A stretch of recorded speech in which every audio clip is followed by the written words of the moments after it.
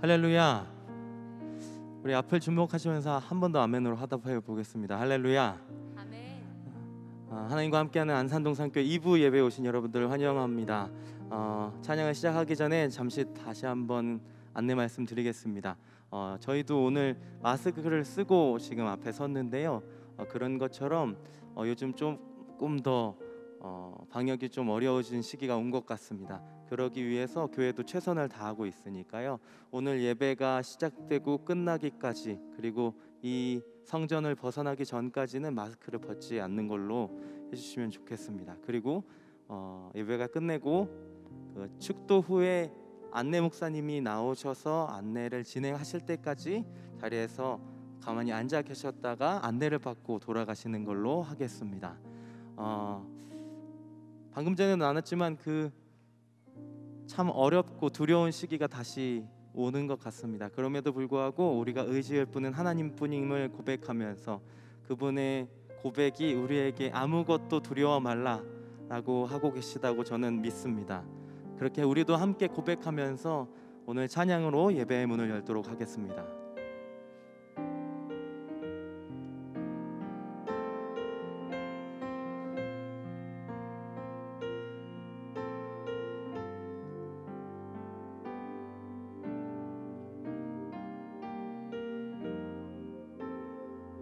아무것도 두려워 말라. 아무것도 두려워 말라. 주 나의 하나님이 지켜주시네. 놀라지 마라. 겁내지 마라. 주님 나를 지켜주시네. 한 번 더. 아무것도 두려워 말라. 아무것도 두려워 말라. 주 나의 하나님이 지켜주시네. 놀라지 마라. 겁내지 마라. 주님 나를 지켜주시네. 내 맘이 힘에 겨워, 내 맘이 힘에 겨워 지칠지라도 주님 나를 지켜주시네. 세상의 험한 풍파 몰아칠 때도 주님 나를 지켜주시네. 주님은 나의 산성, 주님은 나의 요새, 주님은 나의 소망, 나의 힘이 되신 여호와. 처음부터 아무것도 두려워 말라. 아무것도 두려워 말라. 주 나의 하나님이 지켜주시네. 놀라지 마라. 겁내지 마라. 주님 나를 지켜주시네. 내 맘이 힘에 겨워, 내 맘이 힘에 겨워 지칠지라도 주님 나를 지켜주시네. 세상의 험한 풍파 몰아칠 때도 주님 나를 지켜주시네.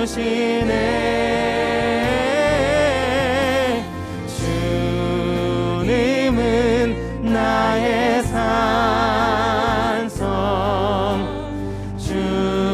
주님은 나의 요새 주님은 나의 소망 나의 힘이 되신 여호와 내 맘이 힘에 겨워 내 맘이 힘에 겨워 지칠지라도 주님 나를 지켜주시네 세상의 험한 풍파 몰아칠 때도 주님 나를 지켜주시네 주님은 나의 산성 주님은 나의 요새 주님은 나의 소망 나의 힘이 되신 여호와 주님은 나의 산성 주님은 나의 산성 주님은 나의 요새 주님은 나의 소망 나의 힘이 되시 우리 마지막으로 다시 한번 주님은 나의 산성 주님은 나의 산성 주님은 나의 요새 주님은 나의 소망 나의 힘이 되신 여호와 나의 힘이 되신 여호와 나의 힘이 되신 여호와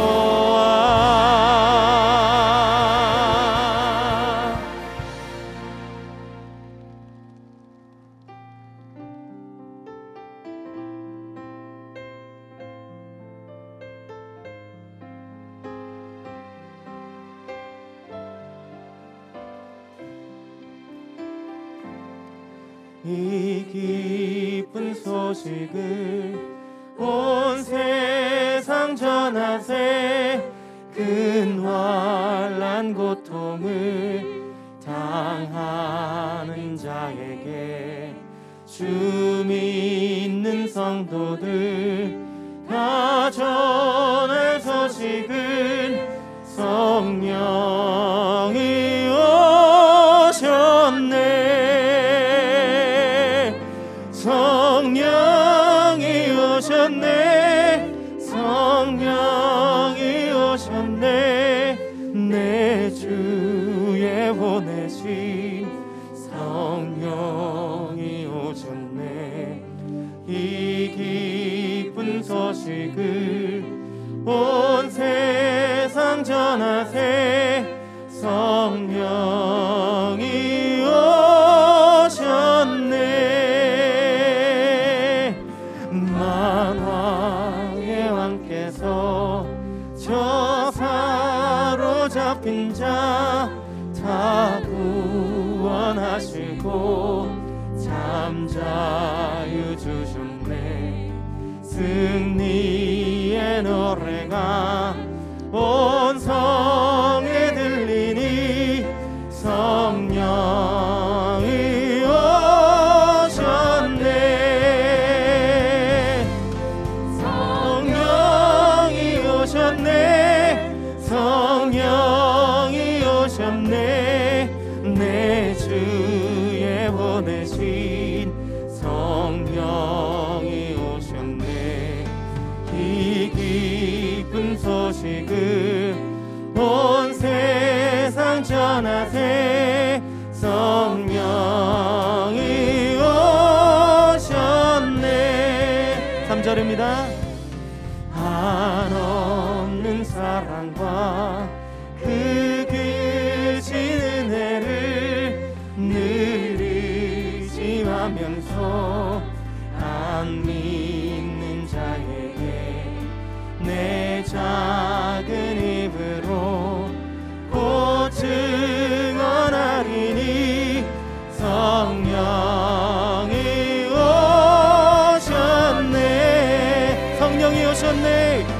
성령이 오셨네. 성령이 오셨네. 내 주에 보내신 성령이 오셨네.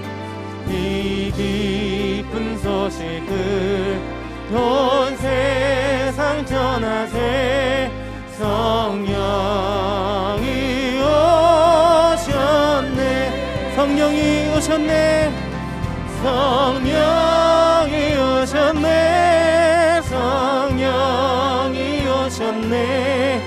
내 주에 보내신 성령이 오셨네. 이 기쁜 소식을 온 세상 전하세. 성령이 오셨네.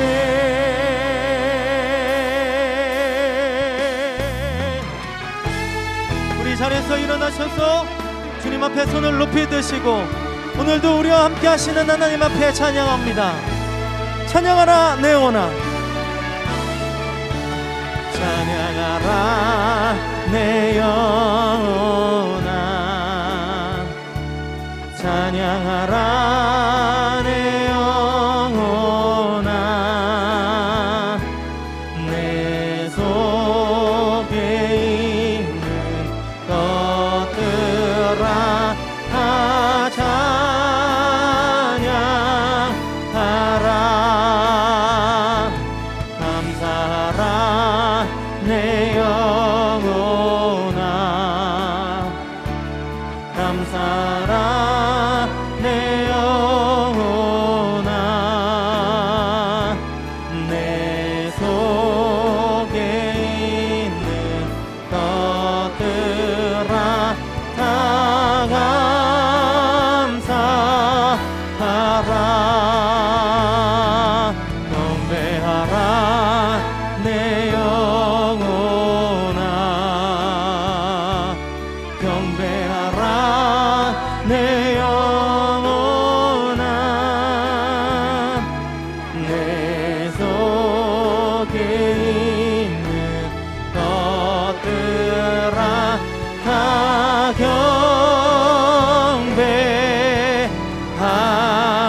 경배하라. 하나님은 영이시니 예배하는 자가 영과 진리로 예배할지니라. 아멘. 다 함께 사도신경으로 우리의 신앙을 고백하겠습니다. 전능하사 천지를 만드신 하나님 아버지를 내가 믿사오며 그 외아들 우리 주 예수 그리스도를 믿사오니 이는 성령으로 잉태하사 동정녀 마리아에게 나시고 본디오 빌라도에게 고난을 받으사 십자가에 못 박혀 죽으시고 장사한 지 사흘 만에 죽은 자 가운데서 다시 살아나시며 하늘에 오르사 전능하신 하나님 우편에 앉아 계시다가 저리로서 산 자와 죽은 자를 심판하러 오시리라.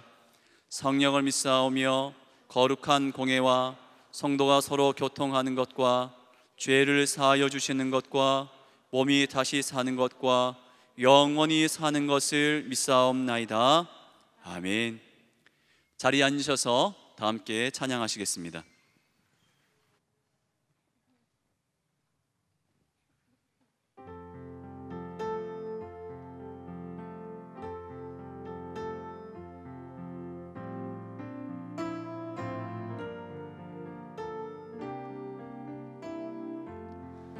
주 예수님 내 맘에 오사 날 붙들어 주시고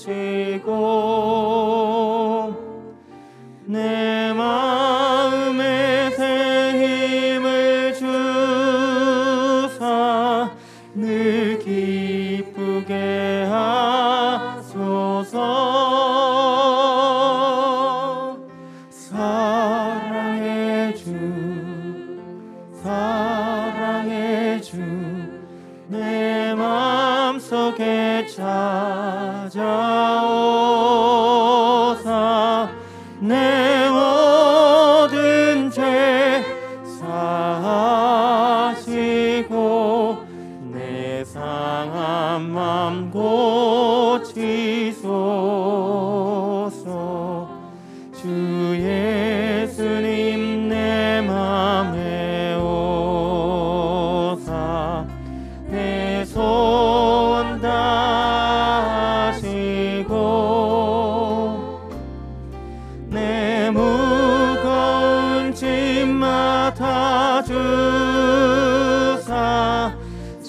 참 평안을 주소서. 사랑의 주, 사랑의 주, 내 맘속에 찾아오사 내 모든 죄 사하시고 내 상한 맘 고치소서. 주 예수님 내 맘에 오사 날 정결케 하시고 그 은혜를 내 맘에 채워 늘 충만케 하소서. 사랑의 주, 사랑의 주, 내 맘속에 찾아오사 내 모든 죄 사하시고 내 상한 맘 고치소서. 주 예수님 내 맘에 오사 내 길 인도하시고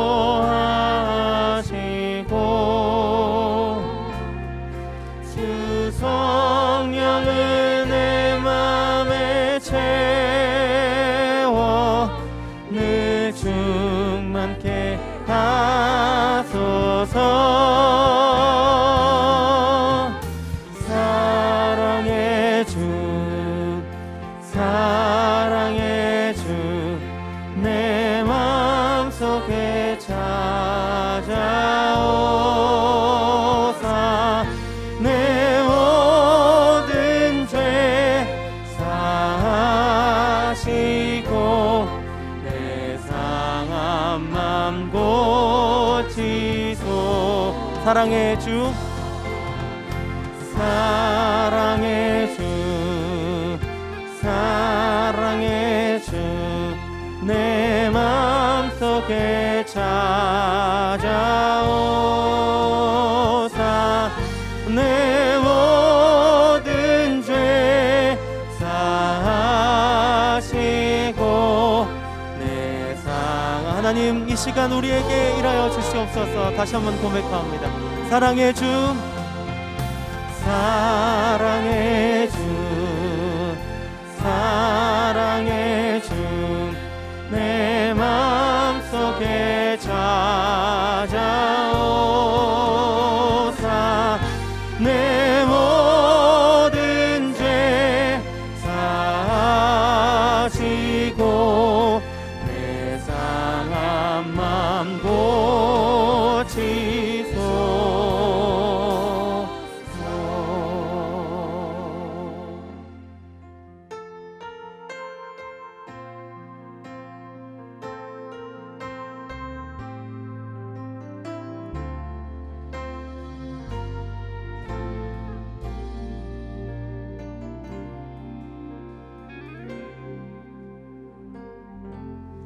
따스한 성령님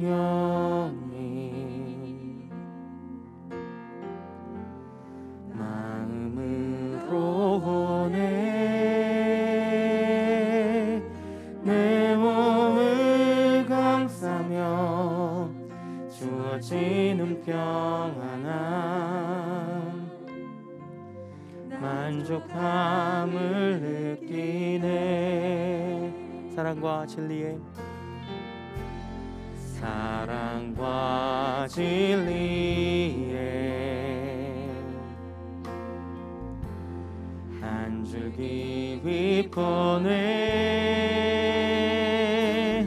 내 몸을 감싸며 주어지는 평안함 그 사랑을 부르신 곳에서 부르신 곳에서 나는 예배하네. 어떤 상황에도 나는 예배하네. 부르신 곳에서 나는 예배하네.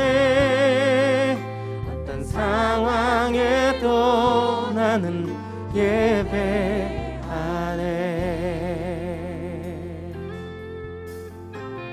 그렇답니다. 사랑과 진리의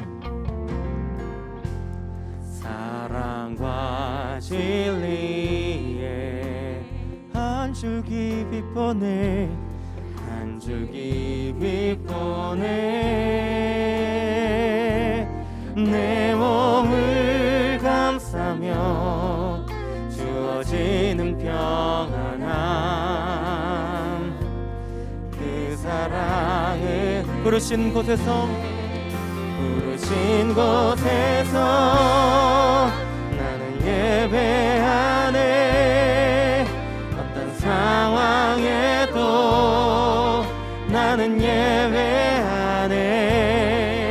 부르신 곳에서 나는 예배하네. 어떤 상황에도 나는 예배. 부르신 곳에서 나는 예배하네. 어떤 상황에도 나는 예배하네. 부르신 곳에서 나는 예배하네. 어떤 상황에도 나는 예배. 내가 걸어갈 때 길이 되고 살아갈 때 삶이 되는 그곳에서 예배하네. 내가 걸어갈 때 길이 되고 살아갈 때 삶이 되는 그곳에서 예배하네. 내가 걸어갈 때 길이 되고 살아갈 때 삶이 되는 그곳에서 예배하네. 내가 걸어갈 때 길이 되고 살아갈 때 삶이 되는 그곳에서 부르신 곳에서 나는 예배하네. 어떤 상황에도 나는 예배하네. 부르신 곳에서 나는 예배하네. 어떤 상황에도 나는. 여러분의 고백으로 나아갑니다. 부르신 곳에서 나는 예배하네. 어떤 상황에도 나는 예배하네. 부르신 곳에서 나는 예배하네. 어떤 상황에도 나는 예배. 한 번 더 고백하시죠. 부르신 곳에서 나는 예배하네. 어떤 상황에도 나는 예배하네. 부르신 곳에서 나는 예배하네. 어떤 상황에도 나는 예배하네.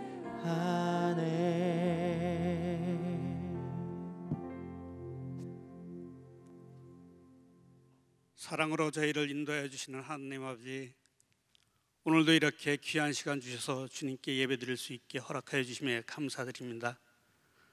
우리를 하나님의 백성과 자녀로 삼으시고 그리스도의 십자가 보혈로 우리를 정결케 하시고 죄를 택하여 하나님 아버지 앞에 나올 수 있게 해주심 감사드립니다. 지난 한 주간도 계속하여 코로나19 질병으로 인하여 온통 걱정과 근심으로 가득하였습니다. 경제, 사회, 교육, 문화 등 모든 면에서 경험해보지 못한 부정적 현상을 이겨내기 위해, 그리고 각자 건강을 지키기 위한 개인 방역 등으로 분주한 한 주를 보냈습니다. 주님, 이렇게 힘들어 지치고 낙담으로 절망스러운 시기에도 주님을 찾아 찬양과 기도와 말씀으로 평안과 위로 그리고 희망을 찾을 수 있어 감사드립니다. 비록 오늘의 어려움이 그냥 고통스러움으로 끝나는 것이 아니라 이러한 과정을 통하여 더욱 기도에 힘쓰며 주님을 더 많이 찾아 좀 더 주님과 가까이 하는 기회의 시간이 될 수 있도록 인도하여 주옵소서. 질병 전염 방역 관계로 예배드리기에 충분한 환경이 아니지만 정성으로 준비한 예배를 통하여 하나님께 찬양과 영광을 드리며 감사와 경배를 드리오니 받아 주옵소서. 지난 한 주간 세상에 살면서 알며 모르며 주의 말씀에 불순종한 일들 모두 회개하며 기도드리오니 깨끗게 씻어주옵소서. 또한 코로나19의 선제적 방역을 위해 애쓰시는 모두의 건강도 지켜주시옵고 속히 그 질병으로부터 자유로워지도록 기도드리는 우리들의 소망을 받아주옵소서.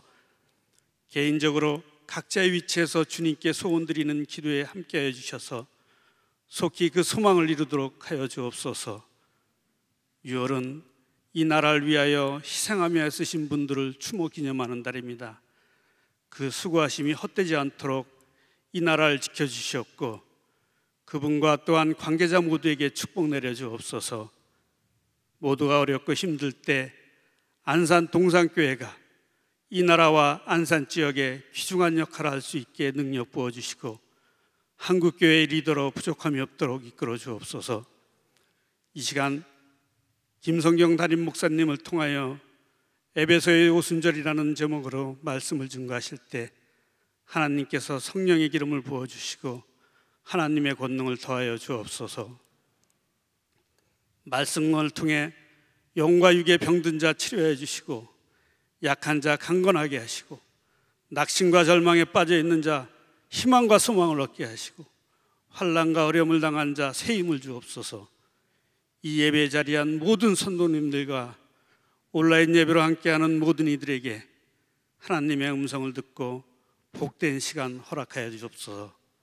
어려운 여건 하에서도 정성껏 준비한 찬양대의 찬양을 기쁘게 받아주셨고 이 예배를 위하여 이곳저곳 그리고 보이지 않는 곳에서 섬김과 봉사로 수고해 주시는 모든 분들에게도 하나님 축복 내려주옵소서.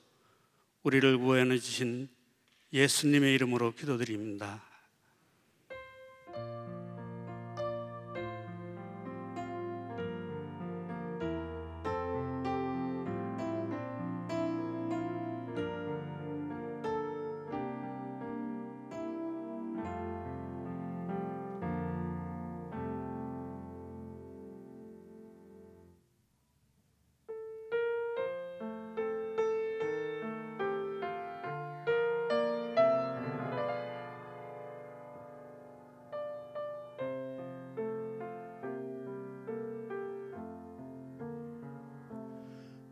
마음에 가득한 의심을 깨치고 지극히 화평한 마음으로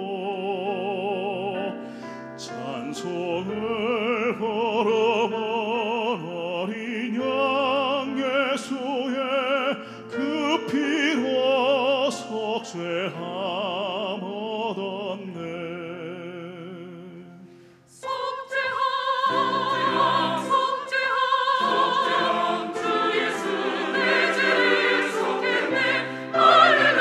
소리를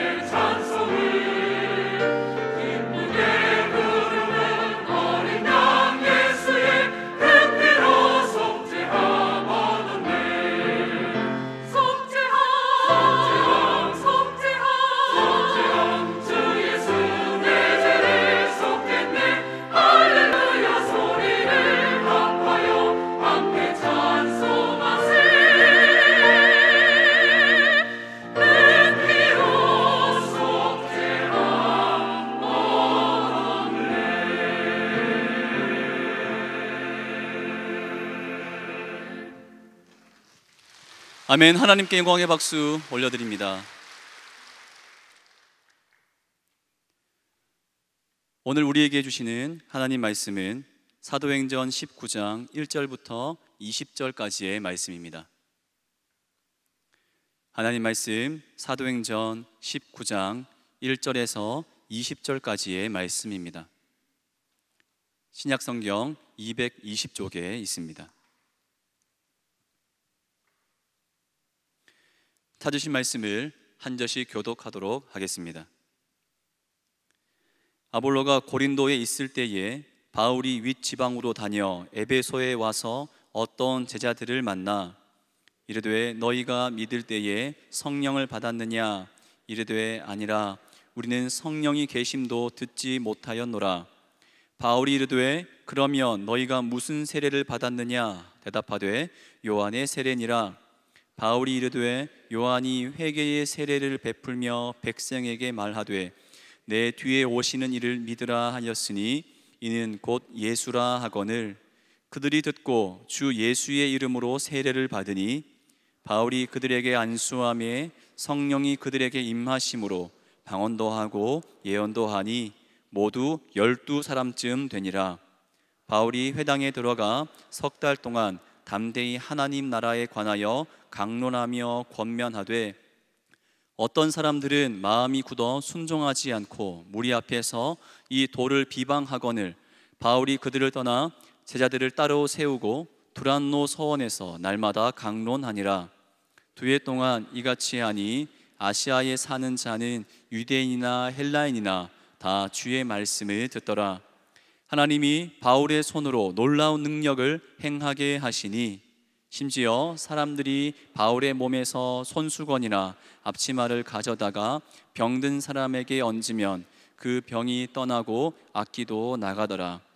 이에 돌아다니며 마술하는 어떤 유대인들이 시험 삼아 악기 들린 자들에게 주 예수의 이름을 불러 말하되 내가 바울이 전파하는 예수를 의지하여 너희에게 명하노라 하더라. 유대의 한 제사장 스게와의 7 아들도 이 일을 행하더니 악기가 대답하여 이르되 내가 예수도 알고 바울도 알거니와 너희는 누구냐 하며 악기 들린 사람이 그들에게 뛰어올라 눌러 이기니 그들이 상하여 벗은 몸으로 그 집에서 도망하는지라. 에베소에 사는 유대인과 헬라인들이 다 이 일을 알고 두려워하며 주 예수의 이름을 높이고 믿는 사람들이 많이 와서 자복하여 행한 일을 알리며 또 마술을 행하던 많은 사람이 그 책을 모아 가지고 와서 모든 사람 앞에서 불사르니 그 책값을 계산한 즉 은 5만이나 되더라. 이와 같이 주의 말씀이 힘이 있어 흥왕하여 세력을 얻으니라. 아멘.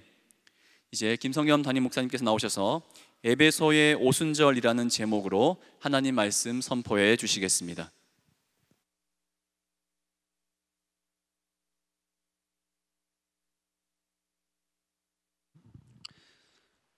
6월 7일 주일 예배 함께하고 있는 모든 성도님들을 진심으로 축복하고 환영합니다.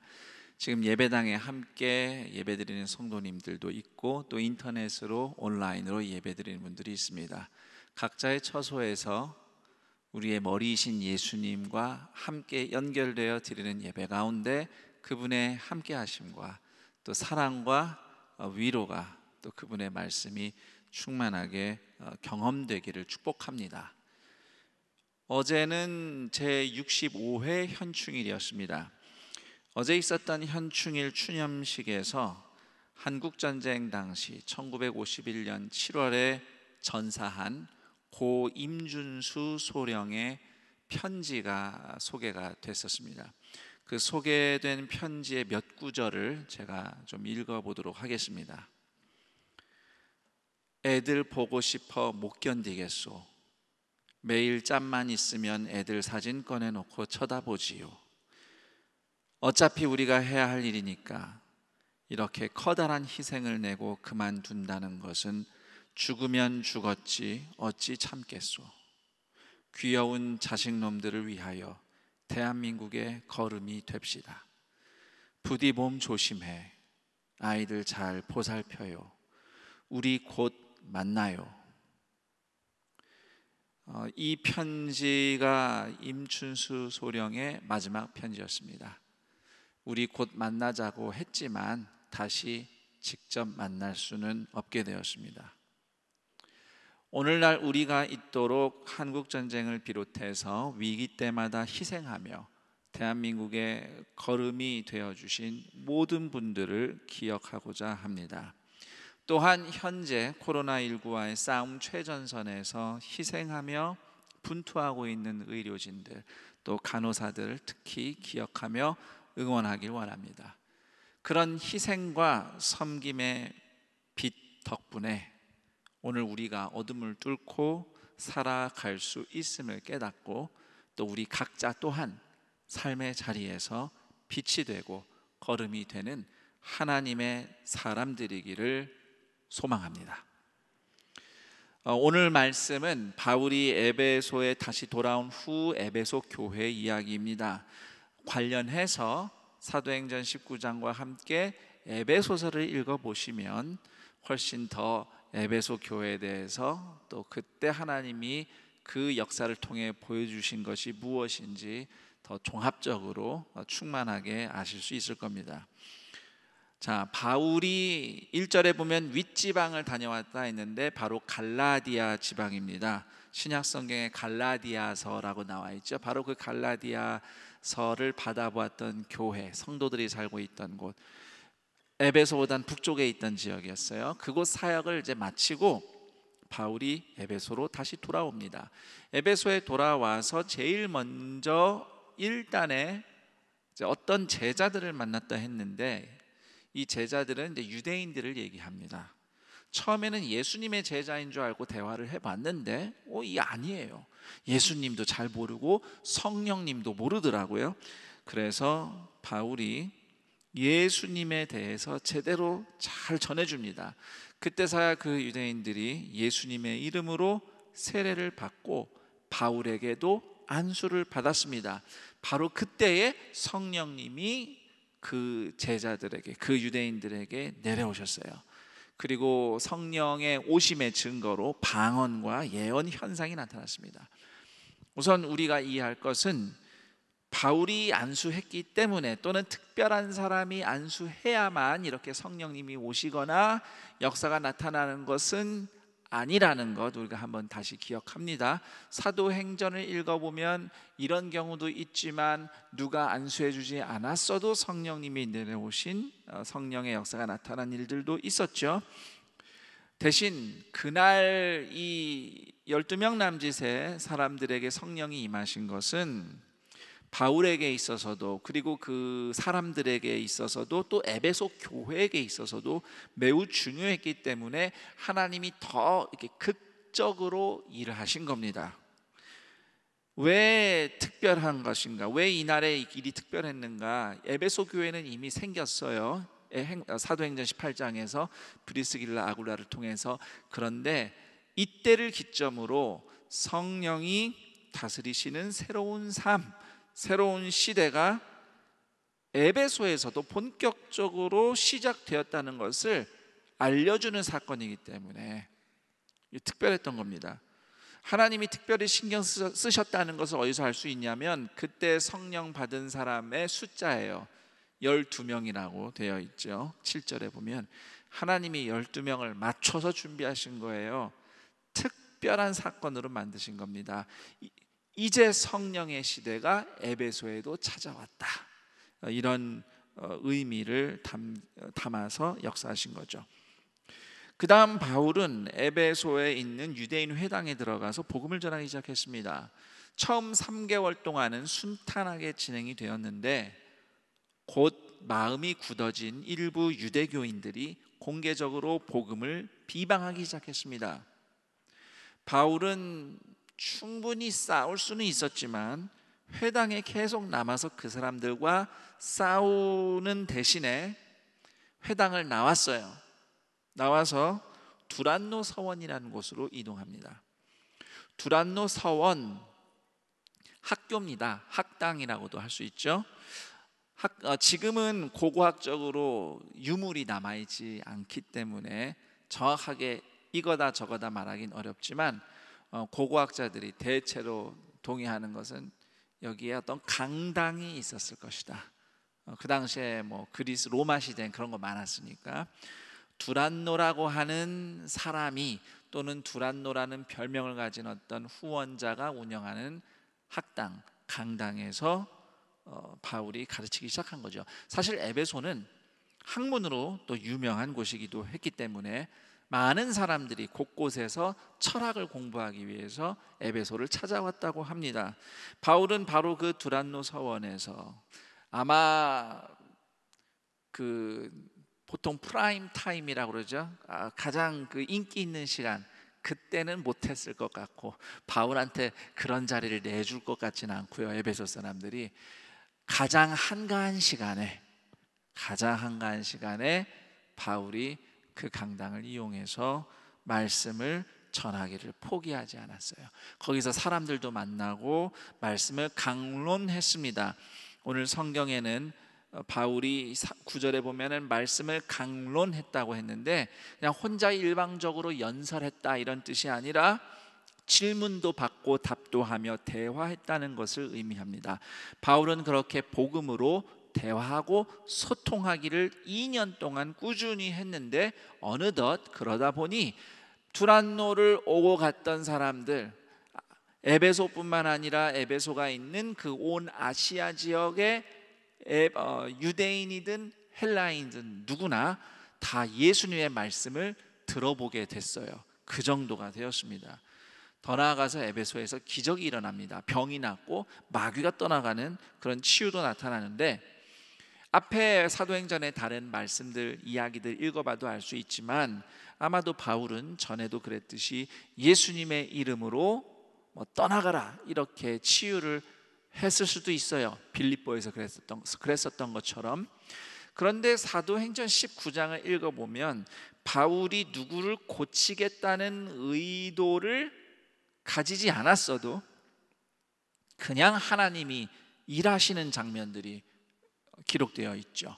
바울의 손수건이나 바울의 앞치마라고 하면 글쎄 우린 주방에서 보통 앞치마를 하는데 학자들이 생각하기에는 바울이 거기서도 좀 일을 했을 수도 있으니까 우리 지난번에 고린도에서 바울이 천막장이라는 거 배웠잖아요.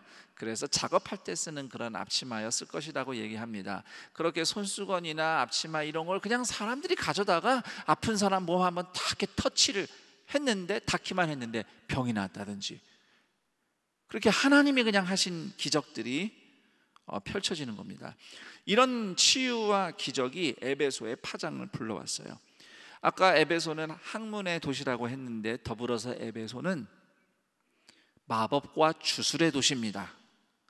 로마 시대 어딜 가나 다 무당이 있고 주술가가 있었는데 에베소는 특히 더 심했다고 합니다. 에베소에는 유대인 마법사들, 주술사들이 꽤 많았다고 합니다. 유대인들이 무슨 마법을 하나 그러는데 유대교도요 그 안에 분파가 굉장히 많습니다. 예수님 시대만 해도 지금도 그렇지만 유대인들 중에도 기적, 치유, 무슨 주문 외우고 주술 이런 거에 집착하는 신비주의 분파들이 있었어요. 그래서 그런 사람들이 이제 하는 거죠.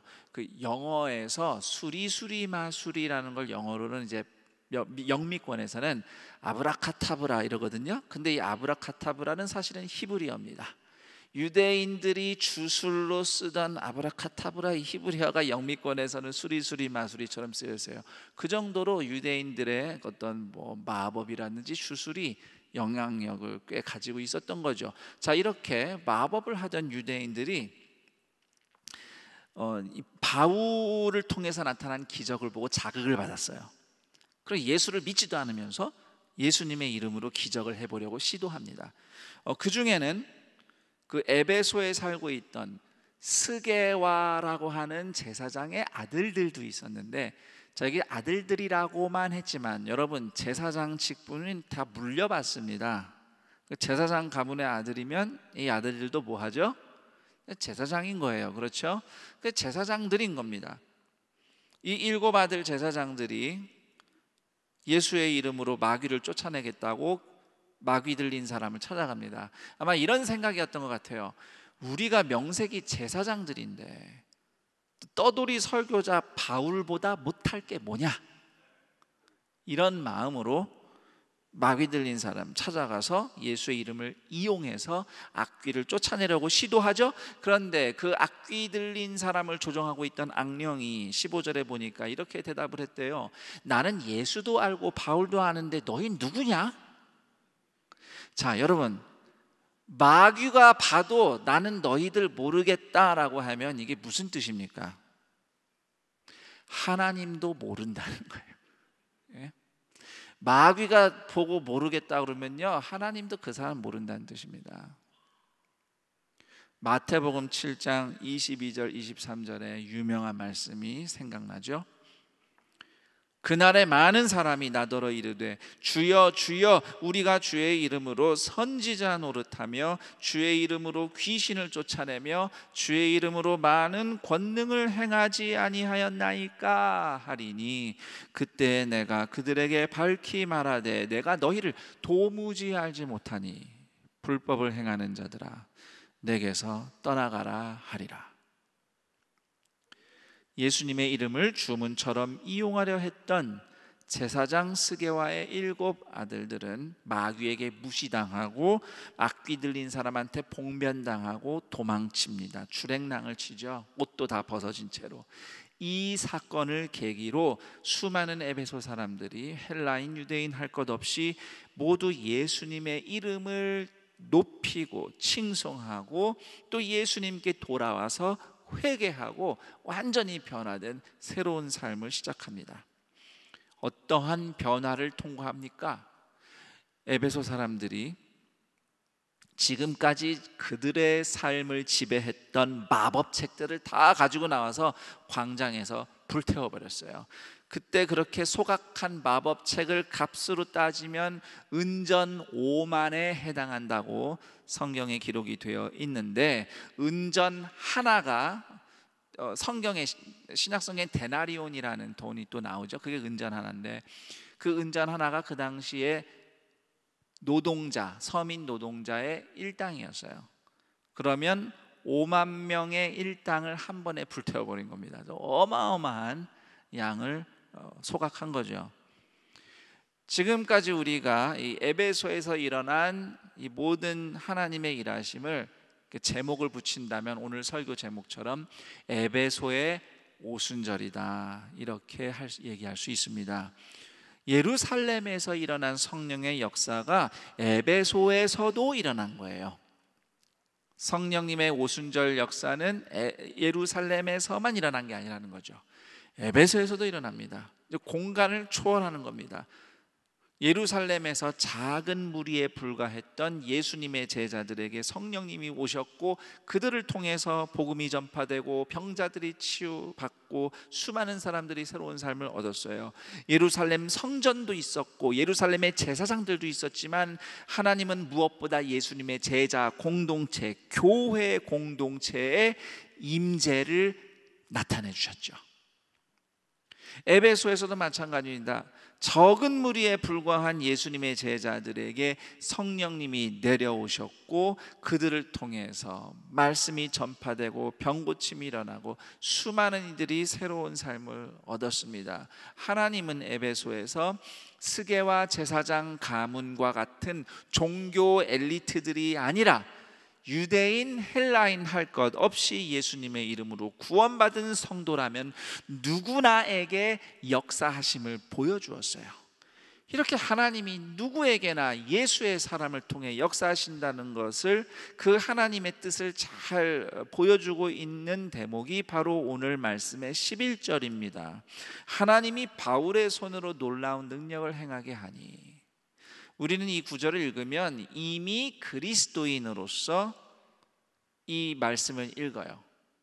우리는 바울도 알고 이 사람이 얼마나 하나님께 쓰임받은지 알기 때문에 역시 바울이야, 바울은 특별히 쓰임받은 사람이야, 이렇게만 생각한단 말입니다. 물론 하나님이 특별히 쓰신 사람 맞는데요, 그러나 하나님은 오히려 특별하지 않아도 누구든지 예수 믿고 구원받은 사람을 통해서 하나님 일하신다는 거 보여주기 위해서 바울을 선택하신 겁니다. 자, 에베소 사람 입장에서 생각을 해보면 바울보다도 이미 에베소에서 마법으로 유명세 탔던 다른 주술가들, 다른 유대인들, 내지는 스게와 제사장과 그 일곱 아들들, 이런 사람들이야말로 하나님이 특별히 일하실 만한 그런 사람들이란 말입니다. 이런 사람들이 특별한 사람들이에요. 반면에 바울은 에베소 사람들의 눈으로 볼 땐 그냥 떠돌이 랍비예요. 길거리 설거지합니다. 대단한 사람이 아니에요. 그런데 하나님은 에베소에서 아무것도 아닌 것과 같은 바울이라는 사람을 통해서 역사하신 겁니다. 이는 유대인이든 헬라인이든 자유인이든 종이든 여자든 남자든 누구도 차별 없이 예수님의 이름으로 구원받고 성령의 다스림을 받으며 하나님의 일하심이 나타나는 새로운 삶을 살 수 있다, 하나님께서 보여주신 겁니다. 정말로 수많은 에베소 사람들이 예수님을 믿고 죄를 고백합니다. 나는 죄인입니다. 내가 이런 죄를 저질렀습니다. 그런데 죄를 고백했는데 심판과 정죄가 아니라 용서를 받습니다. 그리고 새로운 삶을 시작합니다. 어떤 새로운 삶이요? 은 5만 양어치의 마법책을 불태우는 새로운 삶입니다. 다시 말해서 어마어마한 책을 불태웠네도 중요하지만 죄악의 세력이 끊어졌다는 것을 보여주는 겁니다. 이제 그 죄악의 어둠의 세력을 끊고 해방됐다. 이제는 바울처럼 하나님이 일하시는 새로운 사람들로 태어난 겁니다. 에베소 성도들도 똑같이 이 놀라운 역사를, 그래서 성경은 20절에 이렇게 기록합니다. 이와 같이 주의 말씀이 힘이 있어 흥왕하여 세력을 얻으니라. 원문에 좀 더 가깝게 번역을 하자면 주의 말씀의 힘이 더욱 자라났다, 이런 뜻입니다.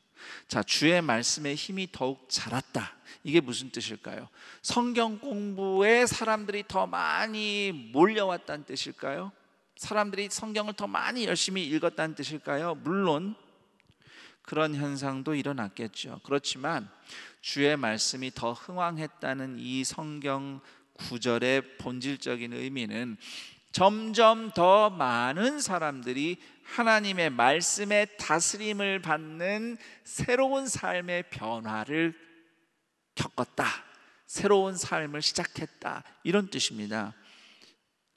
비록 이 땅을 밟고 사는 연약한 사람이지만 예수님을 만났더니 하늘에 계신 하나님의 말씀대로 이루어지는 삶을 살기 시작하는 겁니다.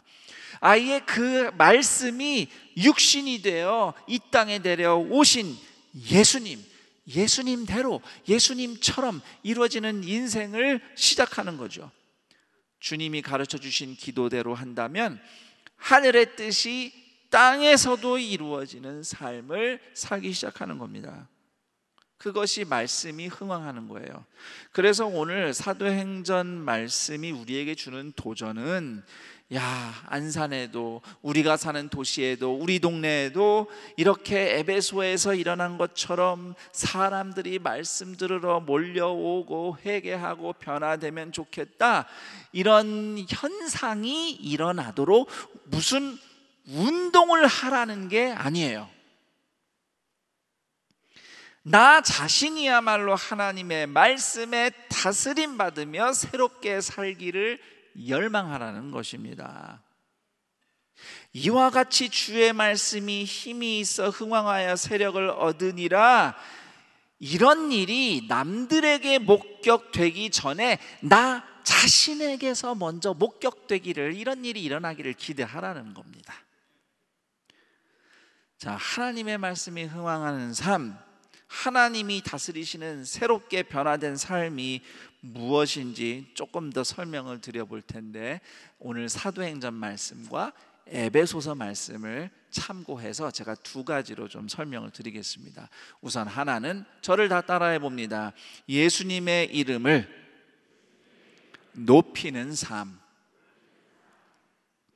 예수님의 이름을 높인다는 것은 그저 예수님의 이름을 좋게 말하거나 주문처럼 꼬박꼬박 외우며 기도하는 정도를 의미하지 않습니다. 그런 것은 에베소의 주술가들, 마법사들, 제사장들처럼 예수님의 이름을 이용하는 것에 불과합니다. 우린 매번 기도할 때 예수님의 이름으로 기도합니다. 아멘이라고 말을 해요. 근데 어느덧 이게 무슨 주문이 된 것 같아. 그 말을 안 하면 기도를 잘 안 한 것 같고 효력이 없는 것처럼 착각을 하기도 하고요. 그래서 뭐 열심히 하긴 하는데 이게 어느덧 그냥 습관처럼 입에 붙은 주문이에요. 그래서 예수님의 이름으로 기도합니다라고 하지만 정말 진심으로 예수님을 의지해서 고백하는 건지 그냥 기계적으로 외우는 건지 가물가물한 모습들. 주여 할렐루야가 막 입에 습관처럼 붙어서 도대체 그 주여와 그 할렐루야가 얼마나 진실한지 알 수가 없는 모습. 주기도문을 무슨 공식처럼 안 틀리고 외우기에만 바쁜 모습. 성경 말씀을 어떻게 순종할지 고민하고 씨름하기보다는 성경 구절을 부적처럼 집에 벽에 사업장에 걸어놓은 정도로 그냥 안심하는 모습. 무슨 기도 응답받은 비법이 있다는 식으로 특별한 방법을 쓰는 것. 교회에서 혹시라도 논쟁할 때, 토론할 때 내 권위를 내세우고 상대방을 이기기 위해서 성경 구절을 인용하는 행태.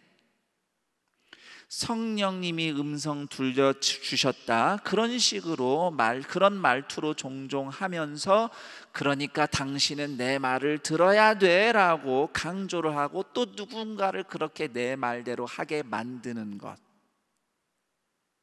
조종하는 거죠. 이런 건 다 13절에 마술하는 유대인들이 예수님의 이름을 이용하는 것과 같습니다.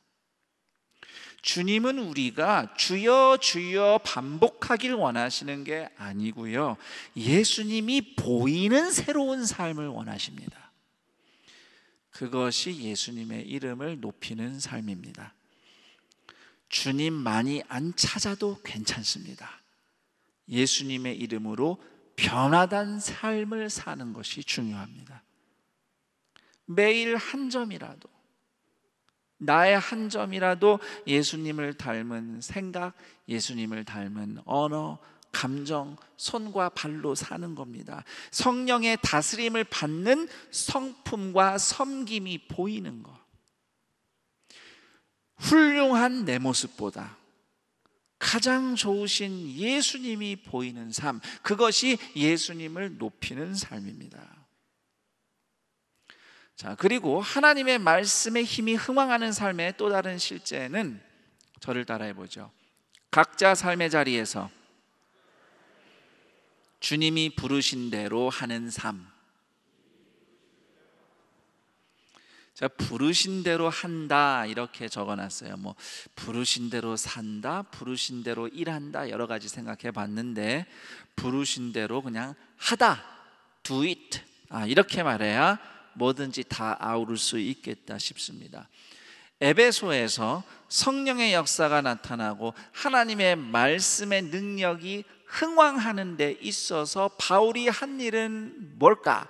한마디로 정의를 내버려 본다면 어떤 상황에서든 주님이 부르신 대로 자기 일을 했습니다. 주님이 부르신 대로 자기 일을 해요. 바울에게 있어서 자기 일은 말씀 전하는 일입니다. 회당에서 못하게 됐지만 두란노 서원에 가서라도 했어요.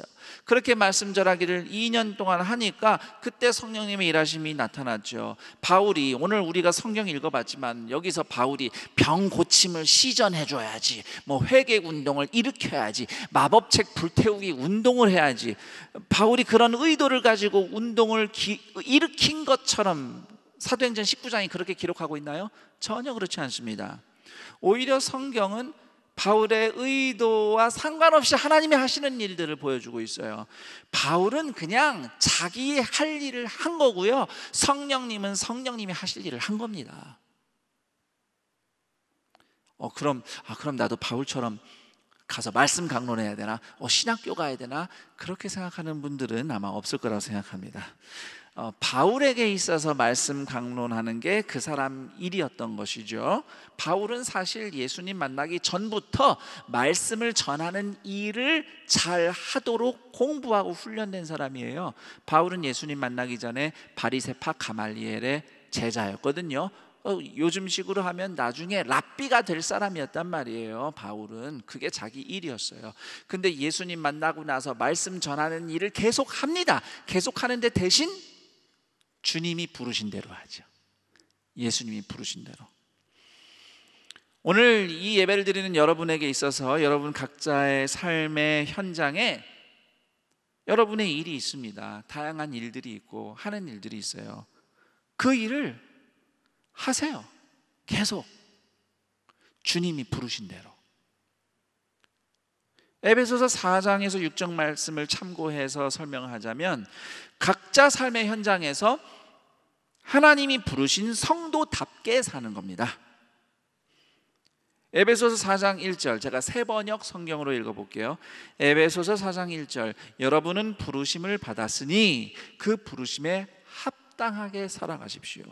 에베소서 5장 21절, 여러분은 그리스도를 두려워하는 마음으로 서로 순종하십시오.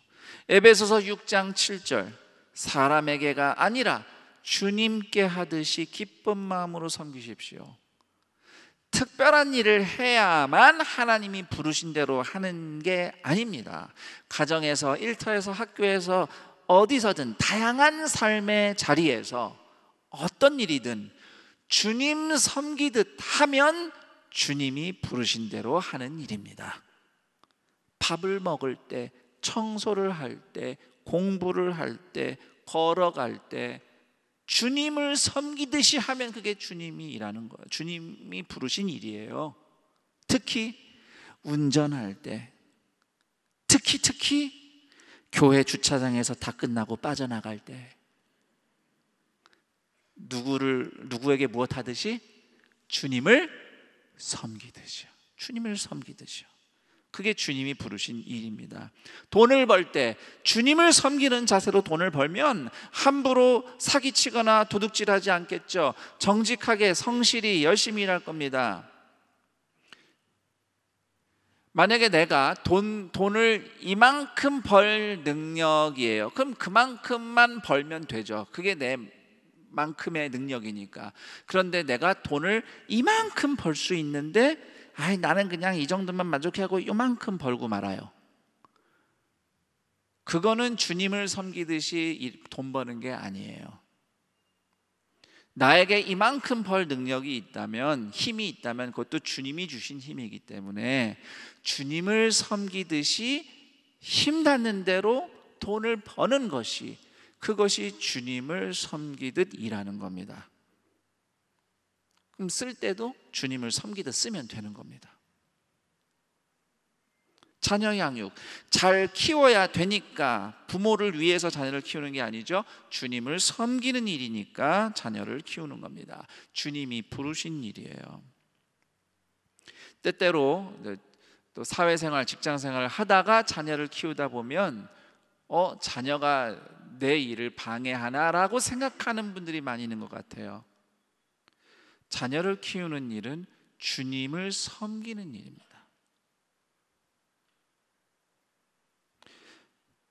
우리 주변에 도움이 필요한 이웃들을 도와요, 섬겨요. 왜 섬깁니까?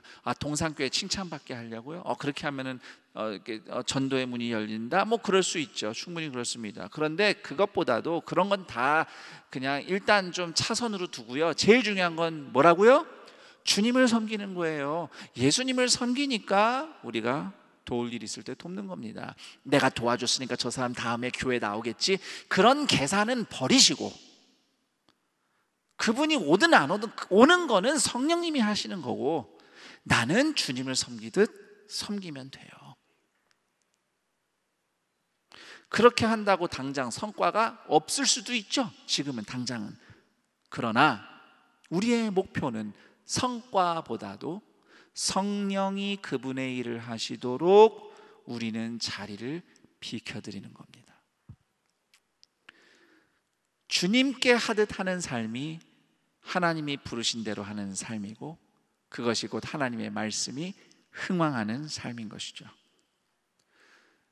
오늘 성경 이야기의 마지막 장면을 다시 생각해 보며 이제 말씀을 마치려 합니다. 에베소 사람들이 마법책을 불태웠어요. 그럼으로써 그들의 삶을 마법으로 지배하던 마귀의 권세가 깨지고 해방됐습니다. 그렇게 해방된 사람들이 예수님을 높이며 하나님의 말씀이 흥왕하는 삶을 살기 시작했습니다.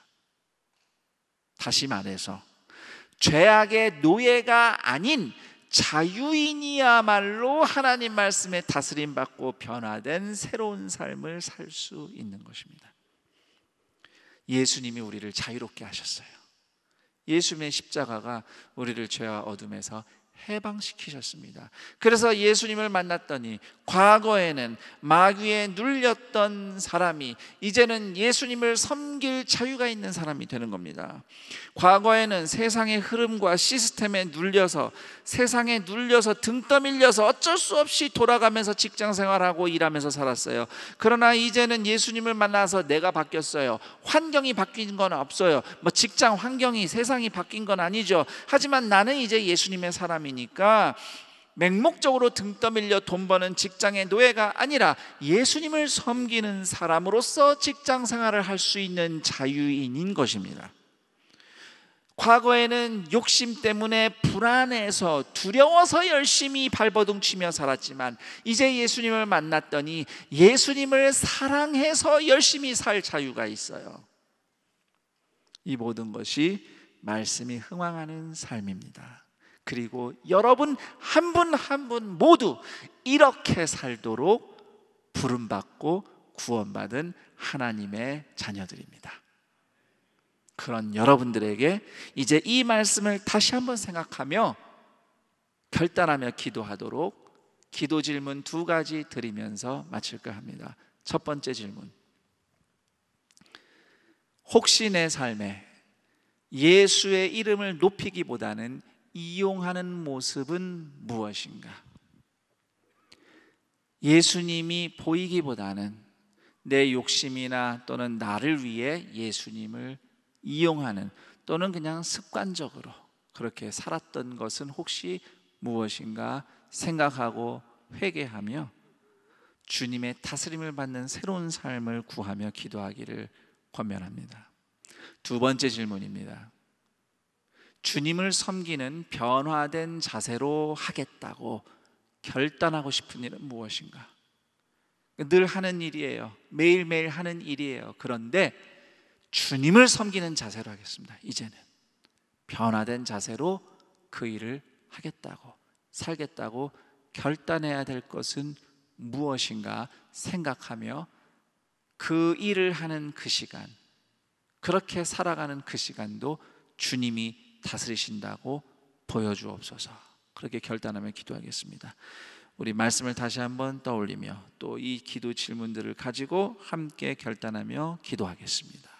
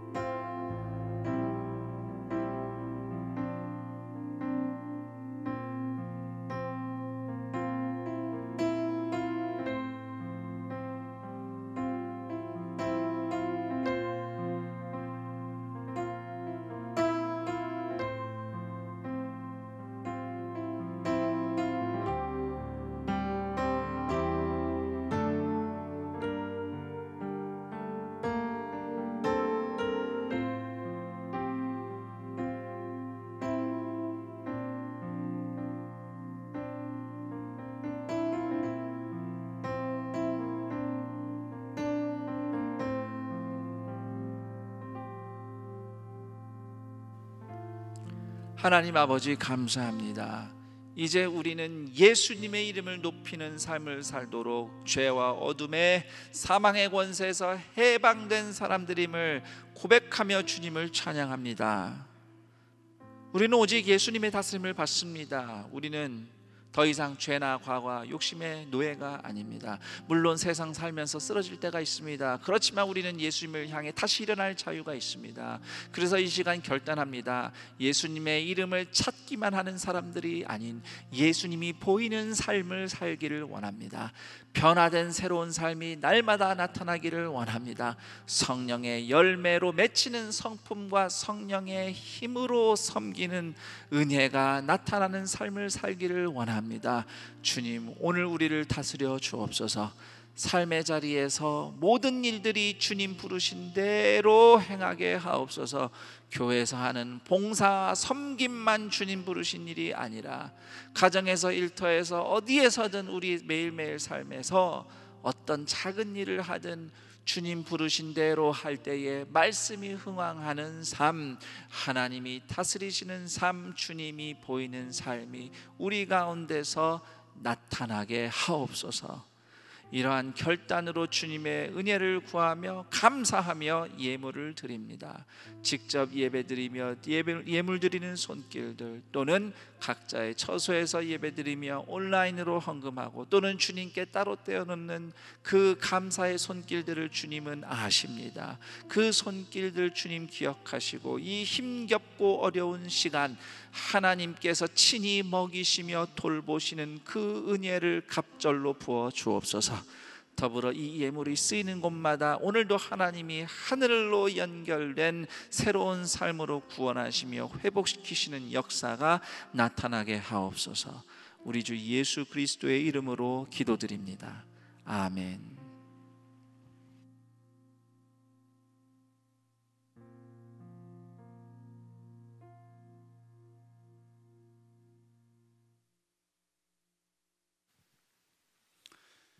교회 소식 알려드립니다. 교회 소식은 주보와 홈페이지를 참고하시길 바랍니다.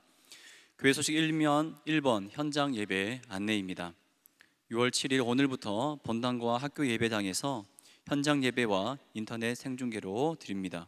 모든 예배는 교구 구분 없이 자유롭게 참석하시면 되겠습니다. 또한 원활한 방역을 위해 본당 2부와 학교 1부 예배는 오전 9시에 드립니다. 예배 참석 시 바코드를 꼭 준비해 주시고, 출입뿐 아니라 예배 중에도 마스크는 꼭 착용해 주시기를 바랍니다. 이번 본당 지하 주차장 협조 안내입니다. 주일 봉사자 및 장기 주차 성도님들께서는 지하 주차장 사용을 자제해 주시고, 혹시 지하 주차장에 차를 주차하신 분들께서는 원활한 예배를 위하여 예배가 마치고 바로 외부로 차를 주차해 주시기를 바랍니다. 4번 하절기 간편복장 자율 착용 안내입니다. 에너지 절약을 위해 6월 14일 다음 주일입니다. 부터 9월까지 간편복장 자율 착용을 시행합니다. 성도님들의 많은 참여 부탁드립니다. 5번 교회학교 청소년 현장 예배 안내입니다. 6월 7일 오늘부터 청소년팀 현장 예배와 영상 예배를 병행합니다. 본당 중등부는 오전 11시 30분, 본당 고등부는 오전 9시에 본당 1층 큰숲홀에서, 학교 중등부는 오전 9시, 학교 고등부는 오전 11시 30분에 학교 예배당 2층 미션홀에서 드립니다. 또한 다음 주일 6월 14일부터는 교회학교 모든 부서의 예배가 진행됩니다. 참고하실 사항은 1부 예배는 오전 9시, 2부 예배는 오전 11시 30분입니다. 아울러 학교 예배당 변동사항 알려드립니다. 학교 초등부와 소년부는 오전 9시에 미션홀에서, 학교 중등부와 고등부는 오전 11시 30분에 미션홀에서 드립니다. 영상 예배의 경우 미취약팀과 취약팀은 오전 11시 30분에 영상이 송출되며, 청소년팀은 주보에 기재된 부서 예배 시간에 인터넷 생중계로 송출됩니다. 상기 일정이 변경될 경우 교회학교 각 부서를 통해 연락드리겠습니다. 하단박스 코로나19 예방을 위한 공지사항입니다. 아래 사항은 상황에 따라 변동될 수 있으며 변경 시에는 다시 공지해 드리겠습니다. 주일 예배는 1, 2, 3, 4부 현장 예배와 인터넷 생중계로 함께 드립니다. 새벽 기도회는 1부 오전 5시에만 본당 1층 큰 수풀에서 드립니다. 연합 수요 기도회는 오전 10시와 오후 8시에 본당 1층 큰 수풀에서 현장 예배와 인터넷 생중계로 함께 드립니다. 목요 영성 집회는 오후 9시에 본당 1층 큰 수풀에서 현장 예배와 인터넷 생중계로 함께 드립니다. 아울러 당분간 주일 예배, 연합 수요 기도회, 새벽 기도회 차량 운행은 없습니다. 셀 모임은 온라인 셀 모임으로 그 외에 집회, 양육, 훈련 등은 잠정 중단됩니다. 자세한 내용은 주보와 홈페이지 공지를 참고해 주시기를 바랍니다. 교회 소식 2면입니다. 알림 1번 6월 교회학교 특별 새벽 기도회 안내입니다. 6월 13일 토요일 오전 6시에 교회에서 모이지 않고 기도회 영상 송출로 드립니다. 이번 주 5가정에서 결혼 예식이 있습니다. 10교구 김홍구 집사님, 박순자 권사님 가정, 11교구 허석범 집사님, 김용옥 권사님 가정, 14교구 유호엽 집사님, 이영희 권사님 가정, 21교구 권병일 장로님, 박선옥 권사님 가정, 청년교구 권지혜 양과 송현모 군의 결혼 예식이 각각 6월 13일 토요일에 있습니다. 교회 임명, 알림, 모집 등은 주보를 참고해 주시기를 바랍니다. 이제 다 함께 일어나셔서 여기에 모인 우리를 찬양하신 후 김성겸 담임 목사님께서 축도해 주시겠습니다.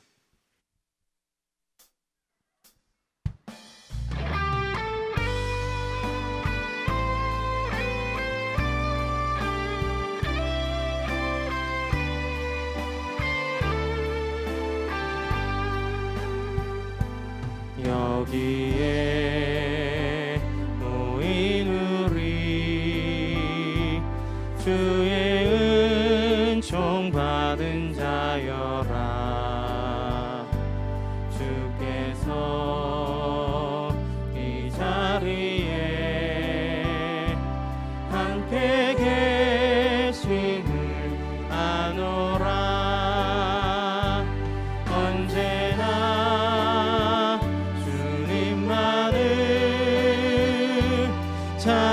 찬양하며 따라가리니 시험을 당할 때도 함께 계심을 믿노라. 이 믿음 놓고 세라. 주가 지켜주신다. 너는 밤에도 주의 밝은 빛 인도하여 주신다.